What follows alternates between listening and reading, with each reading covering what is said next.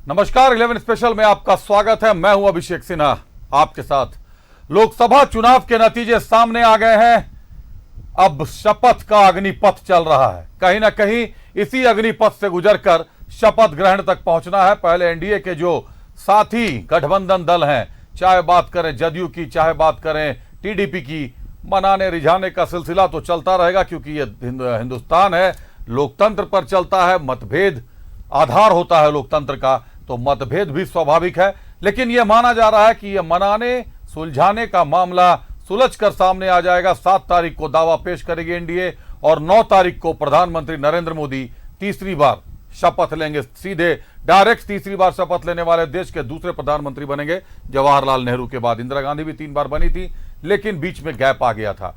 अब बात करें झारखंड के परिप्रेक्ष्य में, तो झारखंड से 8 सीटें भाजपा को गई, 1 सीट आजसू को गई, 9 सीटें गई, लेकिन 5 एसटी रिजर्व सीट जो आदिवासियों के लिए आरक्षित सीटें हैं, वहां 5 आदिवासी नेता फेल कर गए। 5 सांसद भाजपा के साफ फेल कर गए। काफी तरीके का कयास लगाया गया, 14 सीटों पर दावा किया गया, लेकिन 5 एसटी सीट खोने का साफ मतलब है कि कहीं ना कहीं हेमंत सोरेन का जेल जाना, आदिवासी विक्टिम कार्ड खेलना आईएनडीआईए का कारगर रहा। भाजपा एनडीए का सुपड़ा वहां से साफ हो गया। 5 एसटी सीटें फिलहाल आईएनडीआईए के कब्जे में है, लेकिन सीट घड़ी और घटी, लेकिन उम्मीद बढ़ गई है। लोकसभा चुनाव के तुरंत बाद विधानसभा चुनाव है नवंबर दिसंबर में, और इस वक्त जो विधानसभा के आंकड़े बता रहे हैं, तमाम लोकसभा क्षेत्रों के जो अंतर्गत जो विधानसभा आते हैं, उनके आंकड़ों को पर जब हम रिसर्च कर रहे हैं तो हम पा रहे हैं 50 से ज्यादा सीटों पर एनडीए की बढ़त दिखाई दे रही है। तो क्या आईएनडीआईए केवल 5 एसटी सीटों के अंतर्गत जो विधानसभा आते हैं, और विधानसभा की सीटों की बात करें तो 28 सीटें एसटी रिजर्व कोटे की आती हैं, इन्हीं 28 सीटों पर बढ़त बनाकर सत्ता में आने का सोच रही है दोबारा झारखंड में? क्योंकि साफ सारे नेताओं का दावा है कि लोकसभा जिस तरीके से 2 से 5 गए हैं, विधानसभा भी हम लोग पूरी शक्ति के साथ, पूरे मैंडेट के साथ सरकार बनाएंगे। देखिए ये रिपोर्ट, ये भी देखिए कि कौन कौन मंत्री अपने क्षेत्र में फेल हो गए। देखिए रिपोर्ट। लोकसभा चुनाव के नतीजे के मायने क्या? 50 विधानसभा क्षेत्र में एनडीए को बढ़त, 29 विधानसभा क्षेत्र में इंडी गठबंधन आगे। डुमरी और गोमिया में दिखा जयराम का दम। लोकसभा चुनाव में एनडीए ने 9 सीटें जीते, जबकि इंडी गठबंधन को 5 सीटों पर कामयाबी मिली। लेकिन लोकसभा चुनाव का यह नतीजा दोनों गठबंधन के लिए कहीं ना कहीं चिंता बढ़ाने वाला है, क्योंकि इसी साल के आखिरी में विधानसभा चुनाव होना है। एनडीए ने भले ही लोकसभा की 9 सीटें जीते हैं, लेकिन 50 विधानसभा क्षेत्र में एनडीए को बढ़त मिली है, जबकि इंडी गठबंधन सिर्फ 29 विधानसभा क्षेत्रों में आगे रही। हालांकि अनुसूचित जनजाति के लिए आरक्षित सभी 5 लोकसभा क्षेत्र में बीजेपी को हार का सामना करना पड़ा, लेकिन अनुसूचित जनजाति के लिए आरक्षित 5 विधानसभा क्षेत्र में बीजेपी को बढ़त मिली। थोड़ा सफलता तो नहीं मिली, लेकिन हमें कम भी नहीं मिला। अगर हम कहें तो हम 9 सीट गठबंधन जीती है और 50 विधानसभा सीटों में हमने लीड भी किया है। सीटें हमारी हैं और कभी कभी परिस्थितियां ऐसी होती हैं, कभी न कभी सारे झारखंड के सारे सीटों को हम जीते हैं, तो कभी हाथी पे पांव, कभी पांव पे हाथी, ऐसा होता है। कोई घबराने की जरूरत नहीं है। लेकिन आप एक बात देखिए कि 50 सीटें हमने जीती हैं विधानसभा की, और आपको विश्वास दिलाते हैं कि 50 की 50, 51 होगा, 49 नहीं होगा। 47 विधानसभा क्षेत्र में बीजेपी को बढ़त, 3 में आजसू आगे। 15 विधानसभा क्षेत्र में कांग्रेस, 14 में जेएमएम को मिली बढ़त। 5 लोकसभा के सभी 35 विधानसभा क्षेत्र में एनडीए आगे। धनबाद, कोडरमा, पलामू के सभी विधानसभा क्षेत्र में एनडीए आगे। जमशेदपुर और हजारीबाग की भी सभी विधानसभा सीटों पर बढ़त। खूंटी और लोहरदगा के सभी विधानसभा क्षेत्र में कांग्रेस आगे। राजमहल लोकसभा की सभी विधानसभा क्षेत्र में जेएमएम को बढ़त। एसटी के लिए आरक्षित सिर्फ 5 सीटों पर एनडीए को बढ़त। जामा, दुमका, घाटशिला, पुटका और सरायकेला में बीजेपी आगे। एसटी के लिए आरक्षित 23 विधानसभा सीट पर इंडी गठबंधन को बढ़त। तो कुल मिलाकर के शानदार जीत है और इस जीत के पीछे यह रहस्य भी छिपा हुआ है कि 2024 के विधानसभा के आम चुनाव में हम पूर्ण बहुमत की सरकार बनाएंगे। का लोकसभा का परिस्थिति और है, विधानसभा का परिस्थिति कुछ और होने वाला है, जो कि आप भी नहीं जानते, हम भी नहीं जानते, लेकिन हम विश्वास करते हैं कि ये 28 जो विधानसभा का सीट इस झारखंड में जनजातियों के लिए है, उसमें बेहतर होगा। 7 मंत्री अपने क्षेत्र में इंडी गठबंधन के उम्मीदवार को नहीं दिला पाए बढ़त। बसंत सोरेन, मिथिलेश ठाकुर, सत्यानंद भोक्ता, बेबी देवी के क्षेत्र में एनडीए आगे। बादल पत्रलेख और पन्ना गुप्ता के क्षेत्र में भी बीजेपी को बढ़त। बसंत सोरेन की सीट दुमका में सीता सोरेन को मिली बढ़त। प्रदीप यादव और विनोद सिंह अपनी अपनी सीट पर भी पिछड़े। यानी एनडीए जहां एसटी सीटों पर पिछड़ा, वहीं आदिवासी को छोड़कर बाकी सीटों पर इंडी गठबंधन को जनता का आशीर्वाद नहीं मिला। ऐसे में ये नतीजा विधानसभा चुनाव में इंडी गठबंधन की चिंता बढ़ाने वाला है। हालांकि जेएमएम ने कहा है कि लोकसभा और विधानसभा चुनाव के मुद्दे अलग अलग होते हैं। विधानसभा का चुनाव होगा तो उस समय स्थितियां बदल जाएंगी और हमको लगता है कि पूरी तरह से पूर्ण आशीर्वाद के साथ अपने जो काम हम लोगों ने अभी तक किए हैं, कई योजनाएं चलाई हैं, क्योंकि वो योजनाएं केंद्र के लिए वो एड्रेस नहीं करती है, लेकिन राज्य के लिए करती है। तो उन योजनाओं को लेकर जब हम जाएंगे तो हमको लगता है कि जन आशीर्वाद हमें मिलेगा। 6 महीने के भीतर झारखंड में विधानसभा चुनाव होने हैं। ऐसे में बीजेपी की चुनौती जहां आदिवासियों का समर्थन पाने की है, वहीं इंडी गठबंधन के सामने चुनौती रिजर्व सीटों के अलावा दूसरे सीटों पर भी जनाधार बढ़ाने की है। न्यूज़ 11 भारत के लिए रांची से राकेश और राजेश कुमार के साथ ब्यूरो रिपोर्ट।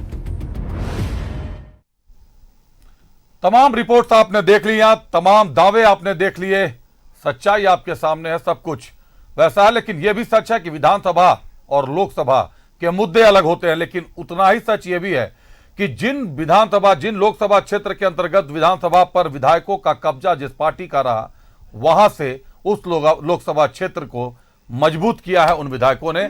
हालांकि परिणाम इससे बिल्कुल उलट दिखाई दे रहे हैं। रुक करते अपने अतिथियों का, सीधे समझते उनसे कि आखिर यह कैलकुलेशन है कैसी और कैसे इसका निष्कर्ष निकलेगा। हमारे साथ भाजपा से प्रतुल शाहदेव जी हैं।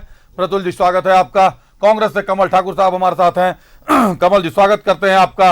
आजसू से विजय साहू जी हमारे साथ हैं। विजय जी स्वागत है आपका। जेएमएम से अरुण वर्मा जी हमारे साथ है। अरुण जी स्वागत है आपका।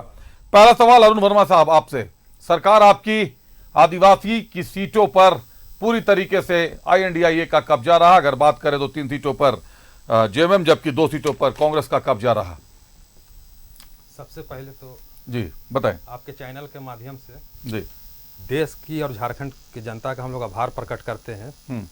47 साल के इतिहास पे गांडे विधानसभा के देख लीजिए, कोई भी इतना भारी मार्जिन से जीत नहीं पाया। तो हम लोग बहुत भारी मार्जिन से गांडे विधानसभा भी हमारी माननीय कल्पना सोरेन जी जीती। इसके लिए हम गांडे की जनता को ही आभार व्यक्त करते हैं, उनको भी बधाई देते हैं। देखिए, आदिवासी और मूलवासी के साथ सिर्फ शोषण हो रहा था। आप मणिपुर का मामला देख लीजिए, मध्य प्रदेश में जो हुआ आपने देखा, छत्तीसगढ़ में सरकार बनने के बाद क्या हुआ वहाँ भी आप लोगों ने देखा। सरना धर्म कोड बिल को अटका दिया गया, ये भी आप लोगों ने देखा। स्थानीय नीति हम लोग जो यहाँ डेमोक्रेसी लागू किए थे उसे भी अटका दिया गया, वापस कर दिया गया। तो यहाँ के जन मुद्दे के साथ खिलवाड़ किया गया। और यहाँ तो बात हो रही थी कि अब की बार 400 पार, यहाँ तो मुद्दा 400 पार का चल रहा था। झारखंड का तो चुनाव हो नहीं रही थी, देश के स्तर पर ये चुनाव हो रही थी, तो मुद्दा तो राष्ट्रीय था। फिर भी विगत चुनाव में देखेंगे 2019 में हम लोग मात्र 2 सीट जीते थे हमारी गठबंधन ने, और 5 सीट पे हम लोग पहुंच गए। 5 सीट में पहुंच गए तो वोट प्रतिशत के साथ हमारा सीट भी बढ़ा। अब विगत विधानसभा चुनाव याद कर लीजिएगा, तो अभी ये लोग मात्र 50 सीट में बढ़त बनाए हुए हैं। 65 के करीब सीट में इन लोगों का बढ़त था। फिर भी उसके 4 महीना बाद जो विधानसभा का चुनाव हुआ तो हम लोगों ने अपनी सरकार को बनाया। ये लोग 65 सीट से 25 सीट में आ गए। तो यहाँ अभी मुद्दा बदलेगी। ये राष्ट्रीय स्तर के चुनाव था, मोदी जी मुद्दा में थे, मोदी जी का चेहरा पे चुनाव लड़ा जा रहा था, फिर भी हम लोग जीत के आए। इसके लिए हम लोग जनता को फिर से आभार हम लोग जनता को प्रकट करते हैं। और रहा सवाल इनका गठबंधन का, तो क्या बोले, माननीय प्रधानमंत्री जी चंद्रबाबू नायडू को कहते थे कि बहुत बड़े भ्रष्टाचारी हैं। इन्होंने उस पे बाद में बात करेंगे, अभी सीटों पर बात कर लें। जी जी जी। अभी अभी आपने कहा कि मुद्दे अलग थे, फिर आप लोग श्रीभूम को अपनी सीट का दावा कैसे ठोक रहे थे? गीता कोड़ा जब कांग्रेस छोड़ के बीजेपी में गई, वहां आपके 5 विधायक है, जेवीएम के और 1 कांग्रेस का है। आप लोग शुरू से दावा ठोक रहे थे कि वहां हम जीतेंगे, हमारे 5 विधायक हैं। संथाल पे आप दावा ठोकते हैं, विधायकों के दम पे ही तो दावा ठोकते हैं। बिल्कुल। अब फिर मुद्दों की बात करते हैं कि मुद्दे लोकसभा में अलग हो गए। विधायकों के दम पे भी दावा ठोकते हैं, पर परिस्थिति देखिए, परिस्थिति के अनुकूल मुद्दे क्या रहे आपके पास? मुद्दे देखिए, जो कार्यकर्ता की जनभावना रहती है, जो कार्यकर्ता की इच्छा रहती है, उन्हें सुनना पड़ता है। कार्यकर्ताओं की इच्छा थी कि हम लोग ये सीट लड़े, उनका दबाव था, तो दबाव को के आगे तो सबको झुकना पड़ता है। कार्यकर्ताओं की इच्छा थी कि हमारे इतने लोग विधायक है तो हम लोग यहाँ से लड़े, तो पार्टी के केंद्रीय नेतृत्व में स्वाभाविक रूप से उन कार्यकर्ताओं का सम्मान किया है। चलिए, प्रतुल सहदेव का रुख करते हैं। भाजपा से प्रतुल सहदेव हमारे साथ है। प्रतुल जी, 9 सीटों पर स्वीकार किया जनता ने झारखंड की, 5 रिजर्व सीटों पर जो आदिवासी आरक्षित सीटें हैं वहां जनता ने नकार दिया। हार का सबसे बड़ा कारण क्या मानते हैं? देखिए, हार के कारणों की तो विस्तृत समीक्षा होगी अभिषेक, जैसे हमारी बैठकें होंगी वो ग्राउंड लेवल से लेकर वो शीर्ष नेतृत्व बैठकर करेगा। लेकिन मैं प्रथम दृष्टि आपको बताऊं, 5 सीटें हमने ज़रूर हारी, लेकिन अगर आप टोटल में देखें तो एक जो 5वीं सीट थी दुमका की, वो बिल्कुल क्लिफ हैंगर था। आप भी देख रहे थे उतार चढ़ाव, और अंतिम मुझे लगता है 20-1 के मार्जिन से बहुत मार्जिनल विक्ट्री हुई। बाकी सारे सीटों में आप गिरिडीह को छोड़ दें जहां 88,000 या ऐसे कुछ मार्जिन था, तो बाकी सारे सीटों में उनकी जीत या हमारी जीत काफ़ी बड़े मार्जिन से हुई है। तो स्पष्ट जनादेश था, और सिर्फ दुमका बहुत क्लोजली कॉन्टेस्टेड था, और दुमका में बहुत आशावान थे कि दुमका ये सीट जो है हमारी झोली में आएगी। चलिए, परिस्थितियाँ जो भी रही हों, लेकिन आप देखें, ये जो बता रहे थे कि 65 सीटों में हम 2019 के लोकसभा चुनाव में आगे थे, थोड़े आंकड़े को सही कर ले, हम 57 सीटों पर सिर्फ आगे थे। और इस बार के चुनाव को आप देखिए, इन्होंने तो सिर्फ स्थानीय मुद्दों पे चुनाव लड़ा, और उसमें ये जो भ्रम था उसको फैलाने में ये कामयाब भी हो गए। आप याद करें, इस चुनाव की शुरुआत कैसे हुई कि संविधान बदल दिया जाएगा, वो लोग कह रहे थे जिन्होंने इमरजेंसी लगाई। खैर, इन सब बातों की चर्चा का समय नहीं। अमित शाह का एक मॉर्फ वीडियो कांग्रेस के तेलंगाना और कांग्रेस के उस समय के तत्कालीन मुख्यमंत्री, जो शायद अभी भी वर्तमान में मुख्यमंत्री, उन्होंने पोस्ट किया अपने ऑफिशियल ट्विटर हैंडल से, जो इलेक्शन कमीशन ने नोटिस भी उनको किया कि आरक्षण समाप्त कर दिया जाएगा। जबकि अमित शाह जी ने दूसरी बात की थी, मुसलमानों के आरक्षण से संबंधित। तो ये भ्रम फैलाने की ये कोशिश थी, और हम जनता के मैंडेट को स्वीकार करते हैं। लेकिन देखिए, रिजर्व सीटों की बात करें तो अगर हम 5 ट्राइबल सीट पर हारे हैं, 4 पे हार हुई अच्छे से, 1 मार्जिनल हार हुई, तो क्या ये जो रिजर्व सीट एससी का हारे, तो इसका क्या मतलब कि सारे एससी प्रदेश में इनके खिलाफ हो गए? इनको भी तो एससी का वोट मिला होगा। और इसके अतिरिक्त जो जनरल सीटों पर इनकी हार हुई है, वहाँ तो बड़ी संख्या में ओबीसी और जो झारखंड के मूलवासी आदिवासी है, दोनों का कॉम्बिनेशन है। हम गिरिडीह जीते तो क्या गिरिडीह में आदिवासी नहीं है? हम रांची जीते तो क्या रांची में आदिवासियों की बहुत बड़ी संख्या नहीं है? जो सीटें हम लोगों ने जीती, सब में हमको सब वर्कर्स वोट ज़रूर मिला। और अब 50 सीटों की बात करें तो ये 50 सीटों पर हमारी बढ़त थी, और सिर्फ स्थानीय मुद्दों पे जेएमएम और कांग्रेस ने चुनाव लड़ा था। ये हेमंत सोरेन की गिरफ्तारी का मुद्दा हो या सरना कोड की बात हो, सरना कोड में कांग्रेस ने किस तरीके से 2014 में रिजेक्ट किया था, उसकी हम बात नहीं करेंगे। या स्थानीय नीति की बात हो, जिसको ये स्थानीय संकल्प से लागू कर सकते थे, उसको विधानसभा लेकर फंसाने का काम किया। तो ये सारे स्थानीय मुद्दे जो विधानसभा के मुद्दे थे, इन्होंने विधानसभा के मुद्दों पर ही लोकसभा का चुनाव लड़ा। तो आप लोग इसको जनता तक पहुंचा नहीं सके, इस मैसेज को ठीक से? देखिए, मैं ऑनेस्टली एडमिट कर रहा हूं, जो हेमंत सोरेन की गिरफ्तारी का मामला था, हालांकि ये मेरा व्यक्तिगत ओपिनियन है और इस पर हमारा प्रदेश नेतृत्व शीघ्र चर्चा करेगा। गांव में काम चर्चा क्या फैला दी गई, देख तोर बेटा के ढुका दे लो काले कि तोर काम करत रहो, और इसका नैरेटिव हम लोग वापस कि हेमंत सोरेन जी के ढुकाए ई ले देवल गलक कि वो जमीन कब्जा कर रहे हैं आदिवासी मन का। हाईकोर्ट भी उनके प्रथम दृष्टया कहला कि वो दोषी हक है। ये नैरेटिव को हम काउंटर करने में सही समय में उतने सक्सेसफुल नहीं रहे, जिससे एक थोड़ा सेटबैक हम लोगों को ज़रूर लगा। लेकिन टोटलिटी में देखें तो हमारी 12 सीटें थी, 9 सीटों पर हमारी क्लियर कट बड़ी जीतें हैं, 1 सीट पर मार्जिनल हार हुई है। तो हमें लगता है कि ये पूर्णतः स्थानीय मुद्दों पर लड़ा गया चुनाव था। ये विधानसभा की एक झलक थी, ये सेमीफाइनल भी नहीं कहे, ये कहे आप रिहर्सल था फाइनल का, क्योंकि पूरे स्थानीय मुद्दे थे, उसमें ये 50 सीटों पर पिछड़ गए।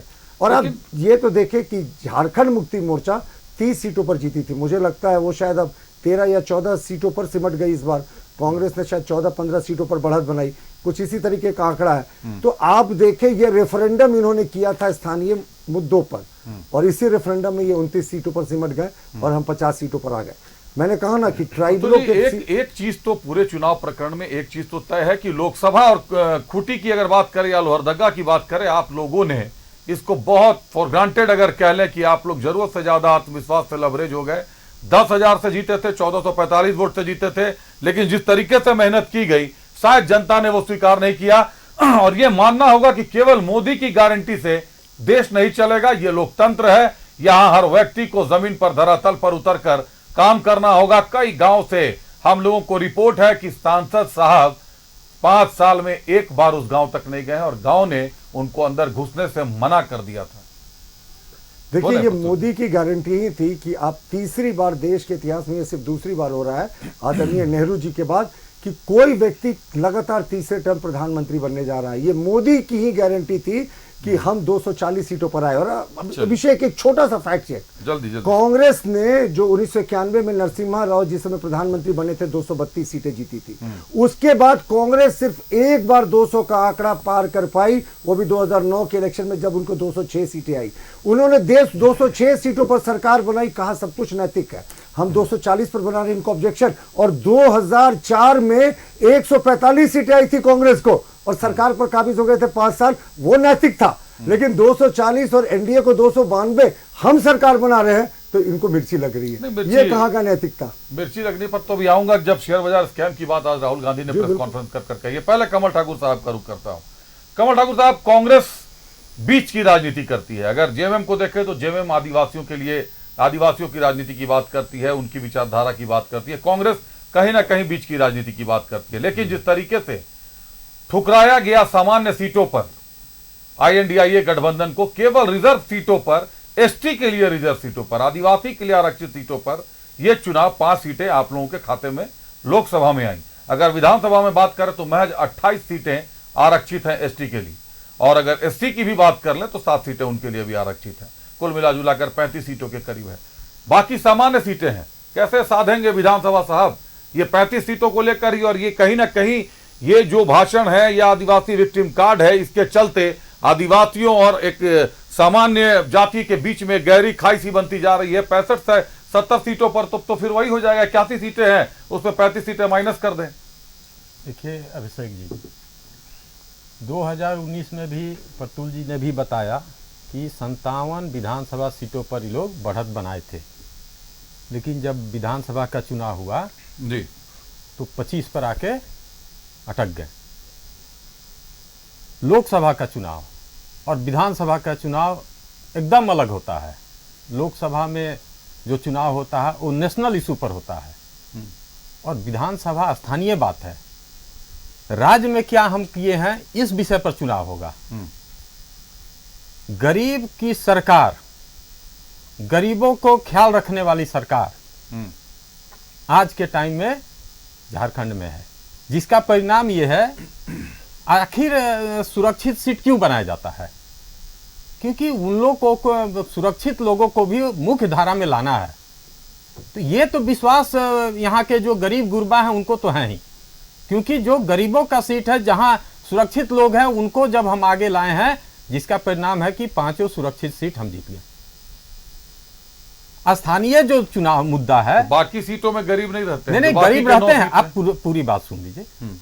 बाकी सीटों में भी तो आपको क्या लगता है कि बाकी सीटों में जो चुनाव हुए हैं विधानसभा का, आप उसका आंकड़ा निकाल लेके देख लीजिए कितना हम पीछे हैं।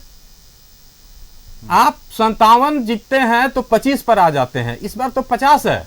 मुझे तो लगता है कि 15-20 पर आके इस बार इनको फंसना है। आपने जो अत्याचार हेमंत सोरेन के साथ किया उसका परिणाम चुनाव में दिख गया। और प्रधानमंत्री के जो भाषण थे, प्रधानमंत्री ने कभी ये नहीं अपने भाषण में कहा कि मैं कुछ करने जा रहा हूं। उन्होंने पिछले सरकार को केवल कोसते कोसते यहां तक पहुंचे हैं, जिसका परिणाम 400 पार जो है 241 हो गया। प्रधानमंत्री जी का गारंटी। और हम तो पिछले चुनाव में 52 थे ही, 52 से हम बढ़े हैं। आप 303 से नीचे आए हैं। लेकिन मैं ये मानता हूं कि प्रधानमंत्री जी तीसरी बार शपथ लेने जा रहे हैं। देश के लिए अच्छा है, काम करेंगे तो अगले चुनाव में दिखेंगे, और नहीं ताश के पत्तों की तरफ बिखर जाएंगे। क्योंकि आप काम के बात पर तो आप आज तक वोट नहीं प्रधान जी मांगे हैं। आप अगर काम के बातों पर प्रधानमंत्री जी वोट मांगते, यहाँ के स्थानीय मुद्दों की बात करते, राहुल जी ने स्थानीय मुद्दा का बात किया, क्या किसी का स्वाभिमान को बचाना ये काम नहीं है? क्या सरना कोड की बात किए राहुल गांधी, तो क्या गलत का किए हैं? यहाँ के आदिवासियों का स्वाभिमान की बात है सरना कोड। स्थानीय नीति झारखंड के लिए बहुत जरूरी है। तो ऐसा नहीं है, चुनाव में हार जीत ये लगा रहता है। तो सर सत्ता में आप लोग हैं, स्थानीय नीति संकल्प से लागू हो सकती थी, क्यों नहीं लागू किया? भाजपा ने तो किया था लागू। अरे हमने तो आपने आके रोक लगाया और उसका नतीजा ये है कि आज भी रघुवर दास सरकार में जो स्थानीय नीति को मान्यता मिली थी 1984 की, अभी भी वही चल रही है। आपका जितना भी ब्लॉक से सर्टिफिकेट बन रहा है उसी पे बन रहा है। नहीं, वो भी खत्म हो गया। आप नहीं, वो अभी खत्म नहीं हुआ। नहीं, ठीक है। हम कहते हैं कि आप क्या किए, आवासीय पर बता रहा हूं। आप क्या किए, ये बहुत अच्छी बात है। जो आप काम किए हैं उसको अप्रिशिएट कीजिए, आप उसको ठीक करते हैं। लेकिन मैं कहता हूं कि मैं स्थानीय नीति 1932 अगर ले आके विधानसभा से पारित करके राज्यपाल के यहाँ भेज दिया, अगर उसको भेजना क्यों था राज्यपाल के? अरे ये तो स्टेट का अधिकार था ना, संकल्प से पारित कर देते हैं। ये तो प्रोटोकॉल है, कैसे जाएगा?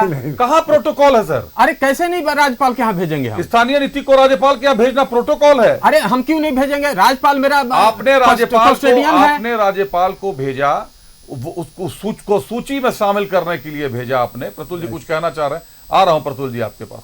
पहले विजय जी भी इंतजार कर रहे हैं। आपने राज्यपाल के पास, तो मैं थोड़ा फैक्ट चेक करा दूं, छोटा सा रिएक्शन परमिट करे तो बताएं सर, जल्दी बता दें। देखिए, स्थानीय नीति जो 9वीं अनुसूची में डालने के लिए इन लोगों ने भेजा। देखिए, 9वीं अनुसूची में डालने के लिए भी जस्टिस सबरवाल ने 2007 में, रुक जाए सर प्रतुल जी, उस पे आऊंगा। पहले इन लोग जस्टिस सबरवाल तक आप पहुंच गए, अभी तो 9वीं अनुसूची तक पहले मुझे आने दीजिए। कमल जी, आपने उसको राज्यपाल के पास राजभवन इसलिए भेजा कि 9वीं अनुसूची में उसको डालने के लिए, ताकि कोर्ट में ये मामला फिर से आकर, एक बार पहले ही आ चुका है वापस, दोबारा से ना आना पड़े। और उस समय भाजपा की सरकार थी, आप उसी चीज को दोहराने से डर रहे थे या उसी चीज को दोहराना चाह रहे थे, तो आपने इसको स्थानीयता के मुद्दे को राजभवन के खेमे में डालकर छोड़ दिया। और यहाँ के जो मासूम आदिवासी हैं, भोले भाले, वो ये समझ रहे हैं कि स्थानीय नीति मिल नहीं रही है। लेकिन सच्चाई तो यही है कि स्थानीय नीति एक संकल्प से जारी हो सकती है आपके सरकार के। जब कोर्ट जाएंगे तब जाएंगे, जब कोर्ट जाएंगे, कोर्ट का आदेश आएगा तो फिर देखिएगा कि क्या होता है। लेकिन जनता को तो मौका दे सकते थे। अरे जब अनुसूची में डालने के लिए हम भेज दिए, यही बचाव के लिए कैसे अनुसूची में डाला जाएगा सर? कानून की अवहेलना वाली बात बोलते हैं। राजभवन से 2 बार आप लोगों का वापस आ चुका है, कैसे अनुसूची में डाला जाएगा? अब प्रतुल जी से आप समझ लीजिए कि जस्टिस सब्रवाल ने उस मामले में क्या कहा था। आप 9वीं अनुसूची में डाल देंगे, उसके बाद भी कोर्ट में परमिसेबल है कि उस मामले पर सुनवाई हो सकती है। बिल्कुल सही अभिषेक। देखिए, ये जो कट ऑफ डेट है ना, इसको जानने के लिए विधानसभा जाने की आवश्यकता नहीं थी। मुख्यमंत्री हस्ताक्षर करते, बबशीट पे कार्मिक अधिसूचना जारी करता, तो इसको कैबिनेट में भी जाने की जरूरत नहीं थी। 1985 का कट ऑफ डेट रघुवर दास सरकार ने इसी तरीके से लागू किया था, विधानसभा नहीं ले गए थे। और जस्टिस सब्रवाल ने 2007 में कॉन्स्टिट्यूशनल बेंच को हेड करते हुए कहा था कि जिस चीज को भी 9वीं अनुसूची में डाला जाएगा उसका जुडिशियल रिव्यू संभव है। तो क्यों डाले थे? ये अगर ये आदेश है पहले से कोर्ट का कि उसका जुडिशियल रिव्यू संभव है, कभी भी जुडिशियल रिव्यू किया जा सकता है, तो फिर उसको 9वीं अनुसूची में डालने का। और राजभवन बार बार ये कहकर लौटा रहा है कि कानून की धाराओं के अंतर्गत ये सुसंगत नहीं है, आपको अलग स्टेट को इस तरीके से मान्यता नहीं दी जा सकती। राजभवन का आप लोग आदेश की कॉपी जारी क्यों नहीं कर देते? जो राजभवन से वापस आता उसको जारी कर दीजिए, सार्वजनिक कर दीजिए। मीडिया को भी सार्वजनिक करना चाहिए, आ जाता है तो हम लोग भी करते ही हैं। लेकिन ये बस कहने की बातें रह गई हैं। अब यहाँ के स्थानीय लोग भी समझ गए कि ये कहीं ना कहीं भाजपा और कांग्रेस और आजसू और जेएमएम मिलकर फुटबॉल बनाकर आप लोगों ने रख दिया यहाँ की स्थानीय नीति को। कभी इस खेमे से गोल मारती है भाजपा, मारती है 1985 कर चली गई, आप आए, आप लोग उसको कैंसिल कर दिए। फिर कल भाजपा आएगी, भाजपा फिर 1985 कर देगी। लोग हैरान है, परेशान है कि आखिर जाए कहां। विजय साहू जी, 3 विधानसभा क्षेत्रों में आजसू को बढ़त, लेकिन चंद्र प्रकाश चौधरी आपके सांसद, लोकसभा चुनाव में पहली बार उतरा जयराम, और जयराम ने नाको चने चबवा दिए। 3 लाख से ज्यादा वोट लेकर जयराम आ गया। बाकायदा उपस्थिति दर्ज करा दी लोकसभा चुनावों से अपनी। आपके सांसद विधायक रह चुके हैं, खुद हटे पत्नी को भी विधायक बनवा दिया। बावजूद इसके अपने क्षेत्र में डुमरी नहीं बचा सके। डुमरी को बचाने को लेकर भी सवाल उठे। बार बार यह सवाल आता रहा कि सांसद को मिस्टर इंडिया कहा जाने लगा, क्षेत्र में नजर नहीं आते। आपके सांसद से ज्यादा वहां पर लोकप्रिय सुदेश महतो साहब को माना जाता है। आखिर इतना मौका जयराम के लिए? सबसे पहले आपको मैं चुनाव खत्म हुआ, रिजल्ट आया, उसके बाद पहली दफा मैं यहाँ बैठ रहा हूँ। आपको बहुत बहुत बधाई देता हूँ कि आपने, हम सब लोग, आप लोगों ने जितना बेहतर तरीके से दिखाने का काम किया, पूरा लोकसभा कैंपेन, चुनाव का रिजल्ट और अभी जो 2 दिन से आप चला रहे हैं, बहुत काबिले तारीफ है। और अब सवाल देखिए, अब सवाल, बहुत सारे सवाल पीछे छूट के रह गए हैं। अब विधानसभा चुनाव आने वाला है और अभी प्रतुल जी ने कहा कि विधानसभा चुनाव आने वाला है और लोकसभा चुनाव, देखिए इनका कहने का अर्थ मैं बता दूं कि लोकसभा चुनाव में ये 5 सीट जीते हैं और विधानसभाओं का काउंट आप बता दिए कि कितने सीट में ये लीड किए थे। तो ये स्थानीय मुद्दों पर ये चुनाव लड़े थे और वही स्थानीय मुद्दे इनको विधानसभा में करना था। उसी मुद्दे पर लड़के अगर ये इतना ही सीट ला सकते, इतना ही सीट में लीड कर सकते हैं, तो विधानसभा चुनाव आने वाला है। इनकी स्थिति बता रही है कि इनका कहानी साफ होने वाला है और यहाँ से ये हाफ होने वाले हैं। अब तो ये बहुत अटैकिंग पोजीशन में हमारे ऊपर रहते थे, हम लोग थोड़ा डिफेंसिव रहते थे। लोकसभा चुनाव का बात है था, लेकिन अब तो विधानसभा चुनाव है। अब तो सवाल हम करेंगे ना। लोकसभा में ये लोग चिल्ला चिल्ला के सवाल किए, विधानसभा में हम लोग सवाल करेंगे ना कि आपने जो कहा था। विजय साहू जी, आदिवासी आरक्षित सीट में एनडीए का हारना यह साफ करता है कि हेमंत सोरेन का जेल भेजा जाना आदिवासियों के बीच में एक जो संदेश था एनडीए का, वो नहीं पहुंचा पाए। आप लोग भ्रष्टाचार पर वार के नारे लगाकर जन संबोधन तो करते रहे, लेकिन जनता की गलियों तक, गलियारे तक ये बात नहीं पहुंची। इसीलिए नकार दिए गए। आदिवासी सीटों पर, एसटी आरक्षित सीटों पर हार का सामना करना पड़ा। लोकसभा चुनाव में, विधानसभा में कैसे सीट बचा लीजिएगा साहब? विधानसभा तो सीधे मुख्यमंत्री से जुड़ा मुद्दा है। आप समझिए इस बात को कि हेमंत सोरेन जी जेल गए, उससे कोई फर्क नहीं पड़ा है। ये लोग जो झूठ का राजनीति फैलाया ना, अभी आप देखिए ना उत्तर प्रदेश में क्या हो रहा है। इन लोगों ने कार्ड दे दिया था कि 4 तारीख को चुनाव रिजल्ट आएगा और 5 तारीख को ये कार्ड लेके आप आ जाइएगा, आप लोग को 1-1 लाख रुपए मिलेगा। पूरा टीवी चैनल में चल रहा है। क्या वो झूठ है क्या? ये भ्रम फैलाए। कभी भी एनडीए उस तरह से भ्रमित करके चुनाव नहीं लड़ी है। और खास करके मेरा नेता सुदेश कुमार महतो जी, आप देखेंगे कि चुनावी सभाओं में भी उस तरह का अनर्गल बयानबाजी नहीं करते हैं, छोटी बातों को नहीं प्रश्रय देते हैं। वो हमेशा अपने रास्ते चलते हैं और झारखंड कैसे तरक्की के रास्ते पर चले, वही same culture Bharatiya Janata party में भी है कि छल प्रपंच की राजनीति, झूठ की राजनीति हम नहीं करते हैं। अभी जो माहौल खड़ा पूरे देश में हुआ है कि इन लोगों ने किस तरह से झूठ का सहारा लेकर के कार्ड दे करके कि 5 तारीख को आ जाइएगा, आपको 8,500 रुपया मिलेगा। चुनाव आयोग को भी संज्ञान में लेना चाहिए। और इस राज्य में आपने देखा कि किस तरह इस राज्य को लूटने का काम किया। लोकसभा चुनाव था तो स्थानीय मुद्दे हम लोगों ने गौन करके राष्ट्रीय मुद्दों पर बात किया, लेकिन ये लोग स्थानीय मुद्दों को जो उलझा के रखे हैं, स्थानीय नीति और सरना कोड, ये तमाम और ओबीसी आरक्षण, इसको उलझा के रखे हैं। ये बोलते हैं कोर्ट में मामला चला जाता है इसलिए 9वीं अनुसूची में डाले हैं, लेकिन उसका भी ब्रीफिंग आ गया कि उसके बाद भी कोर्ट उसको रिव्यू कर सकता है। तो ये लोग हर चीज को उलझा के लोगों को भ्रमित करने का काम किया। और हमारे जो एसटी भाई लोग हैं, हमारे भाई बंधु लोग हैं, वो लोग बहुत भोले भाले सीधे साधे लोग, उनको डराया गया। देखिए इस लोकतंत्र में उनको, आप अपनी बातों को रखिए लेकिन गलत परसेप्शन तैयार करके, नैरेटिव तैयार करके उनको डराने का काम मत करिए। आज झारखंड का जल जंगल जमीन को लूटने का ये लोग काम कर रहा है, झारखंड को खोखला कर दिया। अरे कहां है झारखंड का वो स्थिति? अब रघुवर दास की सरकार में आप देखिए ना, इतनी योजनाओं, अभी टीआरडब्ल्यू का, मैं अभी आज मैं पैरवी कर रहा था, 1 मिनट सुन लीजिएगा। आज मैं पैरवी कर रहा था कि मैंने ट्रांसफार्मर, अभी क्या होता था कि टीआरडब्ल्यू में नया ट्रांसफार्मर खूब रहता था। अभी हम पैरवी करते हैं तो कहता है एग्जीक्यूटिव और एसी की 4 दिन बाद नेताजी, उसके बाद ही हम दे पाएंगे, क्योंकि ट्रांसफार्मर नहीं है। वही ट्रांसफार्मर को पहुंचाइएगा, रिपेयर करके वो देंगे। ये स्थिति झारखंड की कर दी इन लोगों ने। वेंडर नहीं है कि वही पुराने वेंडर हैं जो ट्रांसफार्मर और एलईडी बल्ब सप्लाई कर रहे थे। देखिए पुराने वेंडर तो काम नहीं कर रहे हैं ना, कई वेंडर। ये जो देखिए जानकारियां रखिए विजय साहू जी, जानकारियां तो मीडिया के गलियारे में भी घूमती हैं कि किस तरीके से बिजली विभाग का इस्तेमाल कब कब किया गया और किसने किसने किया है बाकायदा। बाकी रही बात बालू की और एलईडी बल्ब के खेल की, तो वो पूरा राज्य जानता है। प्रमाण की बात है, प्रत्यक्ष को प्रमाण की आवश्यकता होती है। जब भी मिलेगा तब उस वक्त, जब सरकारें बदलेंगी तो उस वक्त भी चुनाव का दायरा होगा। लेकिन यह तय है कि इस लोकसभा चुनाव ने शक्ति का संतुलन कर दिया है। शक्ति अगर संतुलित ना हो तो अंधी हो जाती है। जनता ने ऐसा जनादेश दिया है कि भाजपा भी खुश है, कांग्रेस भी खुश है, आजसू भी खुश है, जेएमएम भी खुश है, कम से कम झारखंड में सब खुश हैं कि हमने जो मेहनत की थी हमको वो सिला मिल गया। ब्रेक पर जाने से पहले चर्चा कर रहे थे, लोकसभा चुनाव का तो परिणाम आ गया, लेकिन जाते जाते विधानसभा का आईना दिखा गया। समझते हैं कैसे, एक बार रुक करते अपने अतिथियों का। जेएमएम से अरुण वर्मा साहब हमारे साथ। अरुण जी, परिणाम तो सामने आ गया, लेकिन 7 मंत्री आपके, जिनको मंत्री पद दिया है आपने, वो अपने विधानसभा क्षेत्र में अपनी जनता को बात बताने में, बात समझाने में फेल हो गए। उसमें मंत्री मिथिलेश ठाकुर का नाम आता है, बन्ना गुप्ता पत्रलेख को आप कांग्रेस से ले लें, इधर से आप बसंत सोरेन को ले लें, जेएमएम से बसंत सोरेन, मिथिलेश ठाकुर, आरजेडी से सत्यानंद भोक्ता, डुमरी से बेबी देवी, ये 4 लोग, 3 लोग जेएमएम के, 1 आरजेडी के, बन्ना गुप्ता बादल पत्रलेख कांग्रेस से, और एक और हैं वो भी अपना विधानसभा क्षेत्र, उनका भी निकल गया हाथ से, खुद मुख्यमंत्री का, उनके विधानसभा क्षेत्र से भी वो पीछे हो गए। अब आप मुझे ये बताएं कि बसंत सोरेन के विधानसभा क्षेत्र से, उनके गढ़ से, उनकी भाभी सीता सोरेन लीड कर जाती हैं। प्रदीप यादव और विनोद सिंह प्रत्याशी हैं लोकसभा के, और अपना विधानसभा नहीं बचा पा रहे, अपने विधानसभा में पिछड़ गए हैं, जिनके साथ मुकाबला है उससे।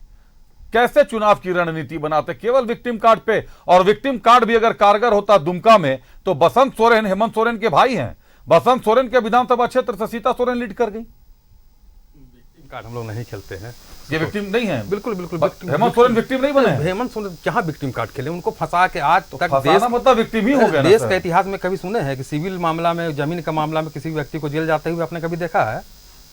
उस जमीन में जेल भेज दिए, सुन लीजिए सर, बोले उस जमीन में जेल भेज दिए जो खरीद बिक्री, जब जमीन का खरीद बिक्री हो नहीं सकता है, इसीलिए। और उस जमीन, सुन लीजिए सर, उस जमीन का मालिकाना हक किसी और के पास है। जब उनका मालिक नहीं कह रहे हैं कि हमारा जमीन को कब्जा हेमंत सोरेन जी ने कर दिया, तो आप किस आधार पर उनको पकड़ के जेल भेज दिए? केंद्रीय एजेंसी की बात है, केंद्रीय एजेंसी की बात है, बिल्कुल। और देखिए केंद्रीय एजेंसी, एक पॉइंट बता दूं, जब अजीत पवार का मामला आता है केंद्रीय एजेंसी की बात नहीं रह जाती है, आज उनका केस वापस हो गया। हाईकोर्ट ने उनकी गिरफ्तारी को सही माना है, तो ये हम स्टूडियो में कैसे डिस्कस कर रहे हैं? हाईकोर्ट ने सही माना, तो मुझे लगता है स्वस्थ वातावरण। मुझे आप ये बताएं, 1 मिनट प्रतुल जी, मेरा सवाल कुछ और था। मेरा सवाल ये था कि आपके विधायक जिनको आपने मंत्री बनाया, जिन पे जिम्मेदारी सौंपी है, जो राज्य के आइकॉन हैं, बसंत सोरेन, मिथिलेश ठाकुर, सत्यानंद भोक्ता, बेबी देवी, बन्ना गुप्ता, बादल पत्रलेख, सब के सब पिछड़ गए अपने विधानसभा क्षेत्र में। और तो और प्रदीप यादव, जिनको भरोसा करके आपने लोकसभा का टिकट थमा दिया, वो अपना विधानसभा नहीं बचा पाए। विनोद सिंह अपने विधानसभा क्षेत्र में पिछड़ गए। ऐसे कैसे चलेगी सरकार? कैसे ऐसे चुनाव लड़ेंगे? ये विक्टिम कार्ड के ऊपर चुनाव हो रहा था, मोदी जी कह रहे थे कितने मुझे गाली बका गया, ये इस अपशब्द कहा गया। और रहा सवाल, देखिए, अगर लीड लिए हैं हम विपक्ष के लोग, तो हम लोग उसका समीक्षा करेंगे। अर्जुन मुंडा जी भी तो हार गए, केंद्रीय मंत्री होकर हार गए। विधानसभा क्षेत्र थोड़ा था सर, वो नहीं, विधानसभा क्षेत्र नहीं था, फिर भी हारे ना। उनका विधानसभा से भी तो वो पीछे चले गए, कहाँ वो विजय दिलाने? उनका विधानसभा जो पड़ता है, कौन सा विधानसभा क्षेत्र? सरायकेला खरसावां से है ना वो रहने वाले, वहाँ के विधायक भी रह चुके हैं। जहाँ के सांसद हैं वहाँ से वो 1.5 लाख मत से हार गए ना। मैं विधायक बता रहा हूँ, बिल्कुल बोले तो। देखिए, ये तो समीक्षा की चीज है, पार्टी बैठेगी, समीक्षा करेगी क्या हुआ क्या नहीं हुआ, और समीक्षा करने के बाद हम लोग आगे उन चीजों को देखेंगे। तो समीक्षा जब होगी तो सारा चीज निकल के बाहर आएगी, क्या हुआ क्या नहीं हुआ, कहाँ हम लोगों से गलतियां हुई है, तो वो सब चीज हम लोग अपना सुधार करेंगे। चलिए, समीक्षा मतलब आप लोग अभी तक इस समीक्षा पे नहीं आए थे कि आपके 7 मंत्री फेल हो चुके हैं परीक्षा में? देखिए, 7 मंत्री फेल हो चुके हैं, तो वो पास फिर हो जाएंगे। विधानसभा चुनाव आने दीजिए। राष्ट्रीय मुद्दे पे चुनाव हो रहा था, लेकिन इन लोगों ने क्षेत्रीय मुद्दे पर चुनाव, राष्ट्रीय मुद्दे पे चुनाव हो रहा था। विजय जी बात पूरी करें, कुछ कह रहे थे आप, क्षेत्रीय मुद्दों पर चुनाव। मुद्दा क्या था ये भी तो दर्शकों को बताइए, जनता को। अरे ये शुरू से ये क्षेत्रीय मुद्दों को लेकर के प्राथमिकता के साथ आगे बढ़े, और लोकसभा चुनाव हो गया फिनिश। हमारी सरकार बन रही है कंप्लीट मेजोरिटी के साथ, अब विधानसभा में इन कर रहे हैं। अब आइए लड़िए। और पिछले दफा आप लोगों ने जो चुनाव लड़ा ना, अनफॉर्चुनेटली हम लोगों का अलायंस नहीं था, तो वॉकओवर मिला था। इस बार आप समझ जाइए कि आपकी राजनीतिक ताकत को छिन्न भिन्न कर देंगे, और सुदेश कुमार महतो पूरे संगठन के साथ, पूरे ताकत के साथ पूरे झारखंड प्रदेश में इस बार विधानसभा में एनडीए का जलवा दिखेगा, सुदेश कुमार महतो जी का जलवा दिखेगा। ऐसा है विजय जी कि आप बता रहे हैं कि आपके 81 विधानसभा क्षेत्रों में चूल्हा प्रमुख है आजसू के, और 3000 कितना गांव, 3220 गांव में आप लोगों की पकड़ है। लेकिन सीटें बता रही हैं कि महज 3 विधानसभा क्षेत्र में आजसू ने लीड किया, सिर्फ 3 विधानसभा क्षेत्र। देखिए लोग 5 ही है नहीं 6 विधानसभा। देखिए लोकसभा चुनाव में बहुत तरह से लोगों ने जिस तरह का झूठा छल प्रपंच करने का काम किया और लोग तो खुश थे। आज अगर आप किसी व्यक्ति को लेकर के आजसू के तरफ या एनडीए के तरफ इशारा करते हैं तो गिरिडीह में मथुरा महतो हारे हैं सर, तो उस पर समीक्षा होनी चाहिए। चंद्र प्रकाश चौधरी ने तो जीत दर्ज किया है और बहुत ताकत के साथ चुनाव लड़ा है। तो ये तो मान लें कि जयराम महतो को जो वोट आया मथुरा महतो के होंगे, क्योंकि जयराम की टक्कर तो सीधे सरकार से है।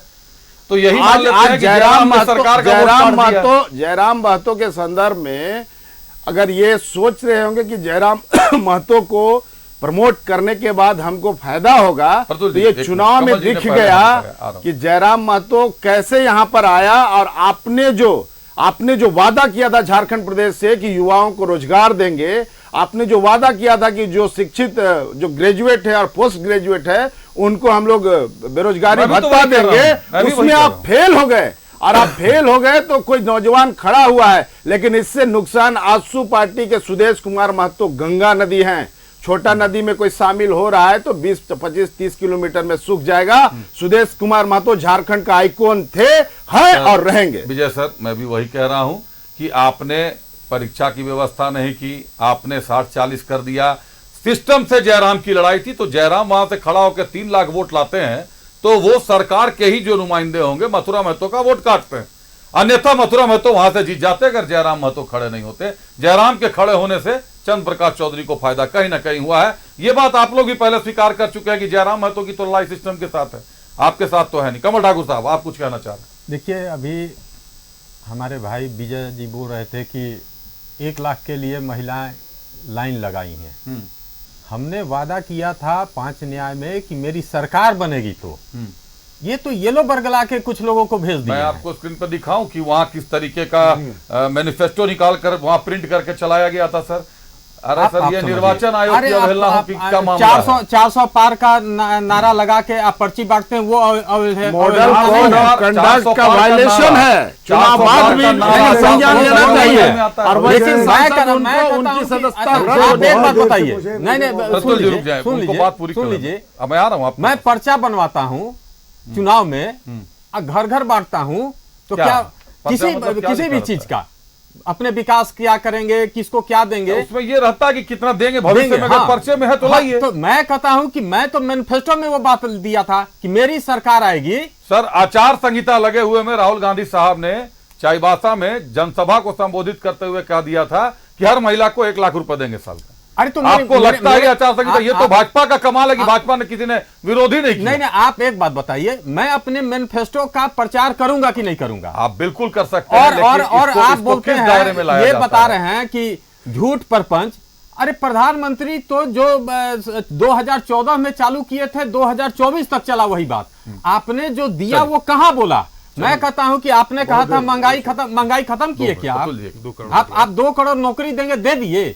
मेरा कहना 60 साल का और 10 साल का हिसाब कीजिएगा। आप तो अभी लोग समझा देंगे 75 साल में इस देश में कुछ नहीं हुआ। कौन समझा देगा? मैं बीजेपी के लोग भी इसी देश में रहता हूं सर, और दर्शक और जनता भी इसी देश के हैं, तो वो भी देख रहे हैं कि किसने क्या किया। आप देश में हुआ है उसी को लोग आज देख रहे हैं। देश में हम इस बात को कभी डिनाई नहीं करते हैं। जो भी प्रधानमंत्री, जो भी सरकारें आएंगी कुछ ना कुछ काम करती हैं, लेकिन आप मुद्दा आप कहां उठाएं? आप तो मुद्दा जो आपका था वो मंगलसूत्र था, भैंस था, मुजरा था। आप लोगों का क्या मुद्दा था? मेरा तो महंगाई मुद्दा था। मेरा यहाँ सरना कोड देने का मुद्दा था। सरना कोड आपके मुद्दे में नहीं था सर। नहीं, मैं बता देता हूं। नहीं, रुक जाएं। आप श्रमिक की गारंटी ले रहे थे। श्रमिक को 400 रुपया दूंगा। चलिए प्रतुल, 20 मिनट नहीं किया क्या प्रतुल जी? आप भी घड़ी मैं भी देखता हूँ, मेरे टीवी पे घड़ी चलता रहता है। बताएं प्रतुल। नहीं, 400 रुपया बात हम किए हैं तो गलत किए क्या? इनको भी बात पूरी करने बाद फिर मैं बोलूं। बताएं प्रतुल। देखिए, सबसे पहले आप झारखंड में जो हम बार बार बात करते हैं तो वोटिंग परसेंटेज भी आप देखेंगे तो बीजेपी को 44.6 एंड आजसू को 2.6% आया। अब दोनों के वोट को जोड़ दे तो 47% आता है।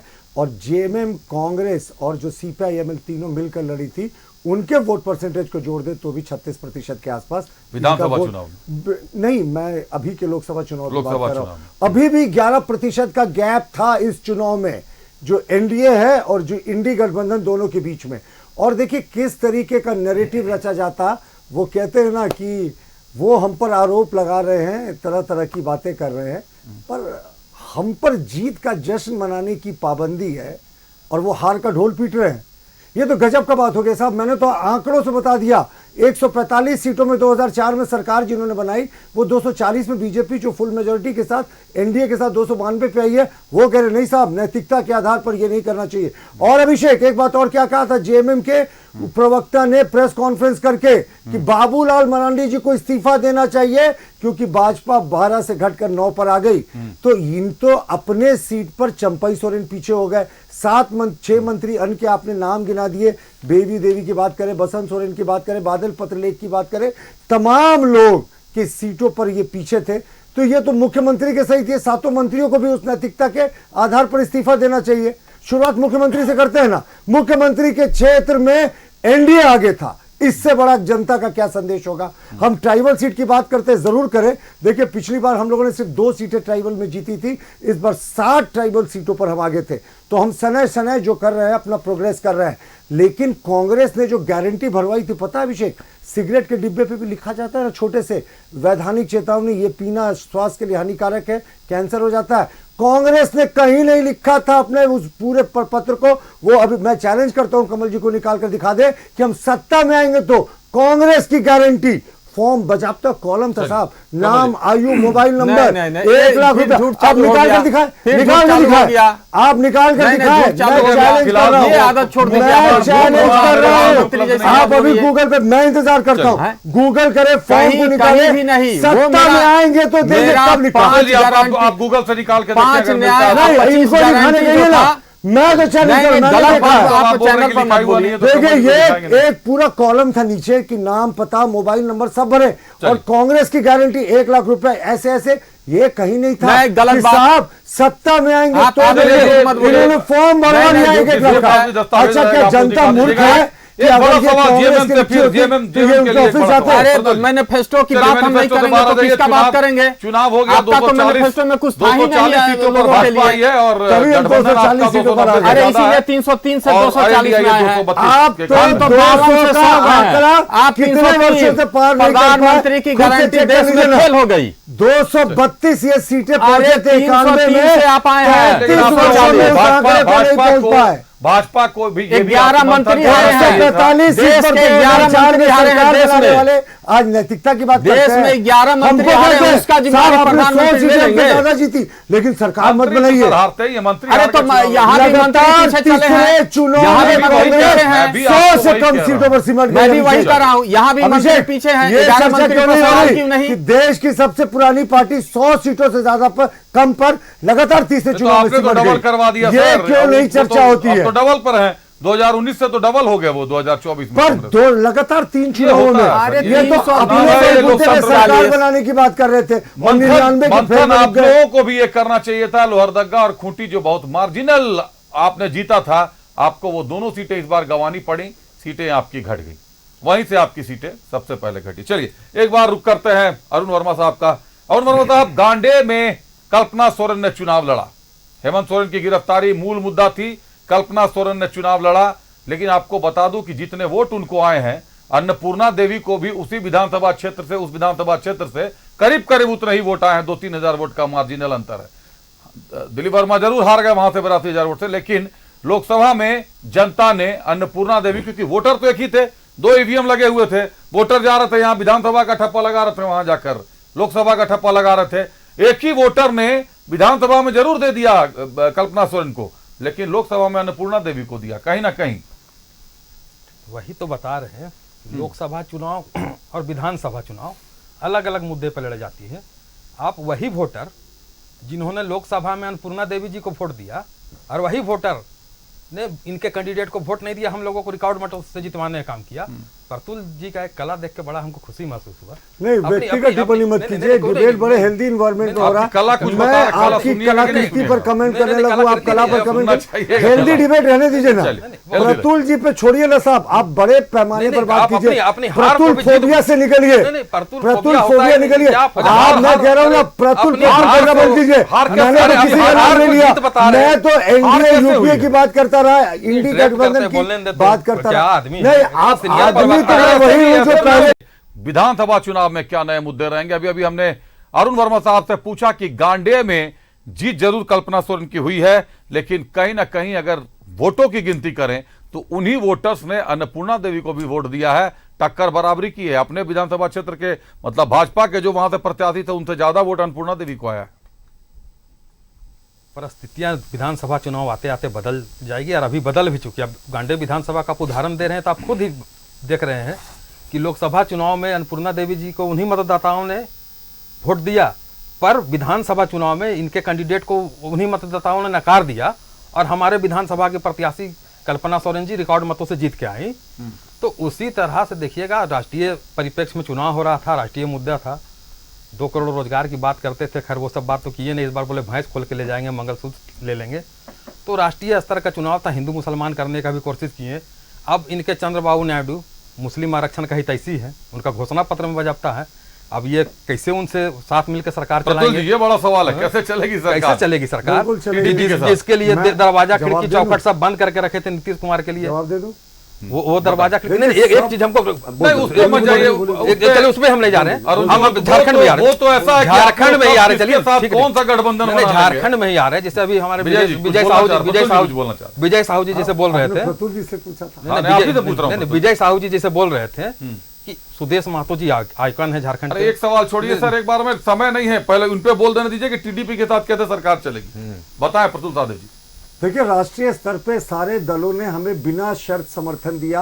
आप चंद्रबाबू नायडू के मुस्लिम आरक्षण का वो समर्थन करते हैं, वोटर लिस्ट उनका बजाते हैं, घोषणा पत्र में शामिल है। तो ये साफ है कि जो बिना शर्त का समर्थन दिया गया। और प्रधानमंत्री जी ने क्या कहा कि इस तीसरे टर्म में भी बड़े बड़े फैसले होंगे और लोग हमारा साथ देंगे। यूनिफॉर्म सिविल कोड को एक बड़ा डिस्प्यूटेड एरिया लोग बताते हैं ना, तो उसमें नीतीश कुमार जी ने, जो लॉ कमीशन ने उनसे रिपोर्ट मांगी थी, उसमें लिखित उसका समर्थन किया था यूनिफॉर्म सिविल कोड का।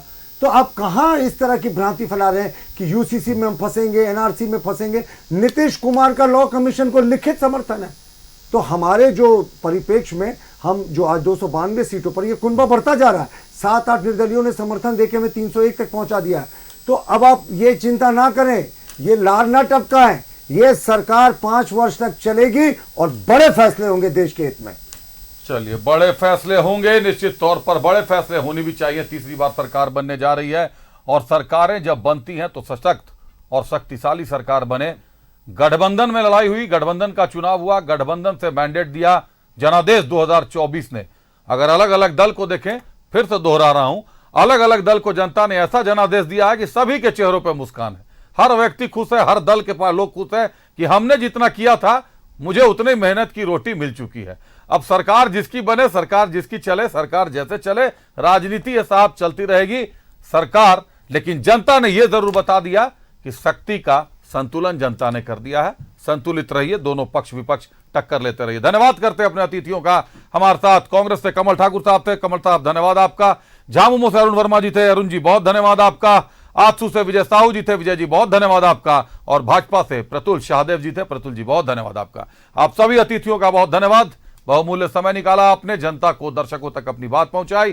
खबरें चलती रहेंगी, बने रहिए न्यूज़ 11 भारत के साथ। उन मंत्रियों को याद करते रहिए जो अपने विधानसभा क्षेत्र में फेल कर गए हैं लोकसभा चुनाव के मद्देनजर। बहरहाल मुझे दीजिए इजाजत, नमस्कार।